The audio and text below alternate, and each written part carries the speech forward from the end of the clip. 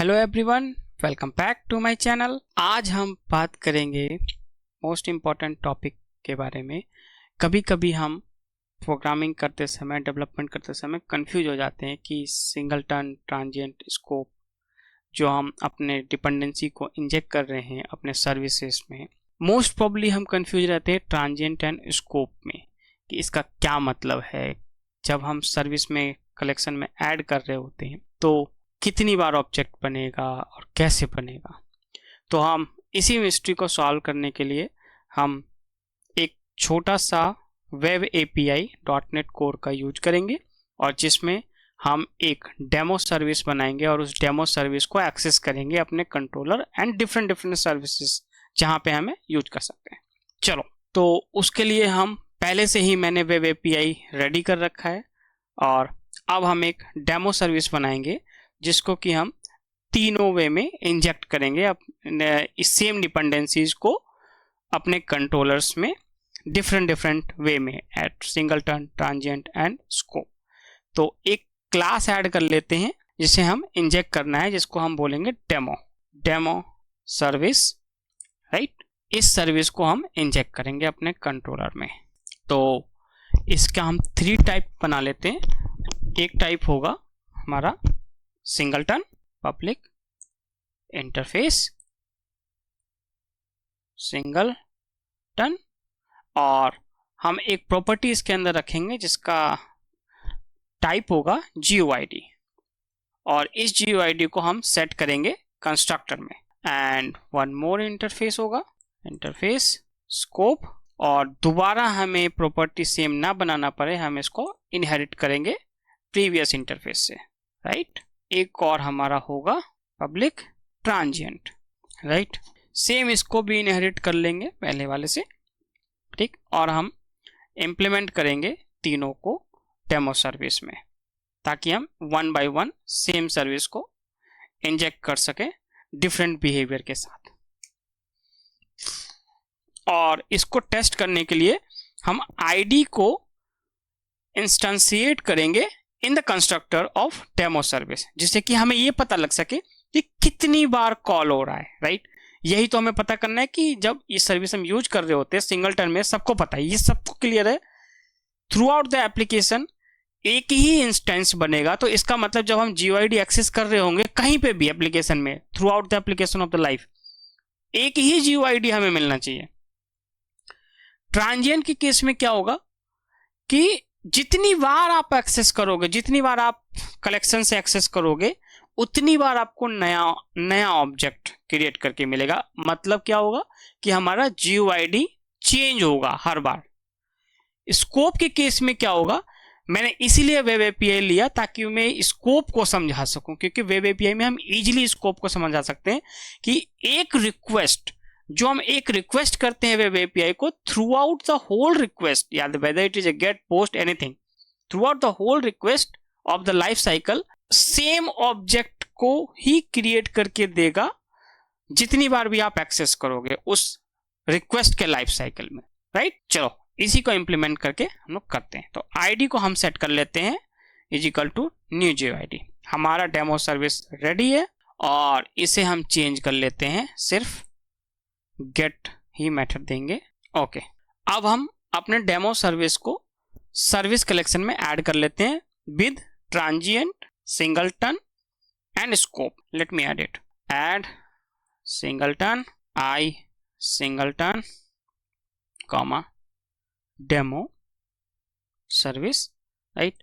Same हम add transient and add scope, right. 3 type add कर लिया।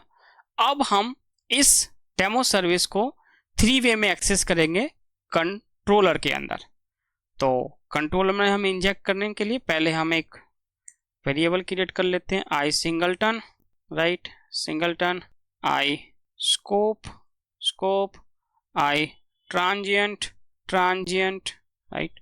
अब इसको सेट कर लेते हैं सिंगलटन, और यहाँ पे हम इसको इंजेक्ट कर लेते हैं सिंगलटन,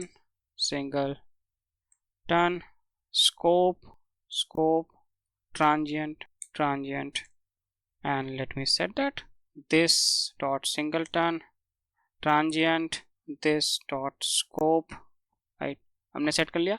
अब गेट मेथड के अंदर इन्हें हम कॉल कर लेते हैं, राइट, और ये हो जाएगा वेदर कंट्रोलर, राइट, इसके अंदर हम कॉल कर रहे हैं singleton add singleton dot id, right, let me do this 2 times more, scope and use transient, okay. हम एक और सर्विस बनाएंगे जिससे हमें पता लग सके कि जितनी बार हम एक्सेस कर रहे हैं क्या ऑब्जेक्ट कितनी बार क्रिएट हो रहा है। तो उसके लिए हम एक और सर्विस बनाएंगे लॉगर सर्विस, राइट, और उसमें हम सिंपली इस आईडी को एक्सेस करके प्रिंट करेंगे। सेम थिंग यहां से हम कॉपी कर लेते हैं, copy the same interface back and constructor में हम इंजेक्ट कर देते हैं सेम सर्विसेज को जिसे हमें यूज करना है, इंस्टेंशिएट भी कर देते हैं और एक मेथड बना लेते हैं जिसको हम आईडी एक्सेस कर सकें, right, then public void print GUID, यहां जो प्रिंट कर रहे हैं कॉपी करके यहां भी प्रिंट कर लेते हैं, राइट। एंड अंडरस्टैंड करने के लिए भाई ये कहां से कॉल हो रहा है, हम इसे करेंगे लॉगर सर्विस, ठीक है। अब इसको हम लॉगर सर्विस को वेदर कंट्रोलर में एक बार कॉल कर लेते हैं क्योंकि यही एक स्टार्टिंग पॉइंट है। तो हम 2 पॉइंट से कॉल कर रहे हैं अपने ऑब्जेक्ट को, डेट इज डेमो सर्विस को, एक कंट्रोलर से और एक हम कॉल कर रहे हैं लॉगर सर्विस से। तो लॉगर सर्विस को हम यहां कंस्ट्रक्टर में इंजेक्ट कर लेते हैं और एक लॉगर सर्विस और हम इसे सेट कर देते हैं यहाँ पे this dot logger service और logger सर्विस को हम यहाँ प्रिंट कर लेते हैं, right, logger service dot print quit, that's it। अब इसे logger सर्विस को इंजेक्ट भी तो करना होगा ना, तभी तो हमें कंस्ट्रक्टर के अंदर मिलेगा। तो ये सर्विस का अंडरस्टैंडिंग से कोई मतलब नहीं है, हम इस सर्विस को constructor of weather controller inject कर रहे हैं, यूज कर रहे हैं, तो हम प्रोवाइड कर रहे हैं इसे कलेक्शन के अंदर।